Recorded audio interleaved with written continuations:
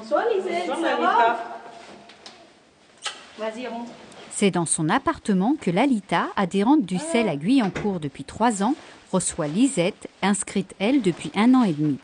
Les deux adhérentes ont l'habitude d'échanger des services. La spécialité de Lalita, les massages. Qu'est-ce que tu préfères aujourd'hui, jasmin comme d'habitude ou amande? Sinon là j'ai cette fois-ci l'argan. Qu'est-ce que tu veux? L'amande. Amande, bon. Amande. Okay. Ça va sentir bon. Au CEL de Guyancourt, chacun possède dès l'inscription 75 points. Ici, les euros sont bannis et sont remplacés par des grenouilles.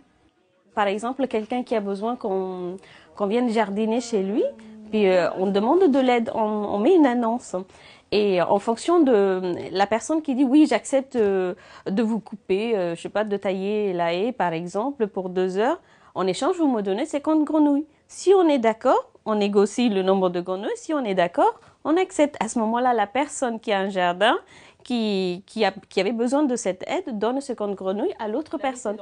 Les adhérents du CEL peuvent aussi échanger en fonction de leur savoir-faire sans amputer leur nombre de points.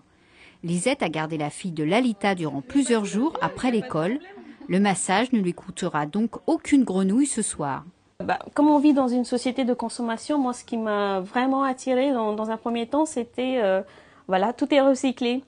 La table qui voulait partir à la poubelle, je l'ai récupérée, et puis la bibliothèque, et puis voilà, donc on ne gaspille rien.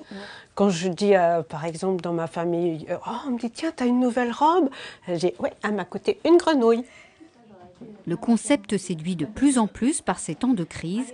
Les Yvelines comptent actuellement 9 CEL.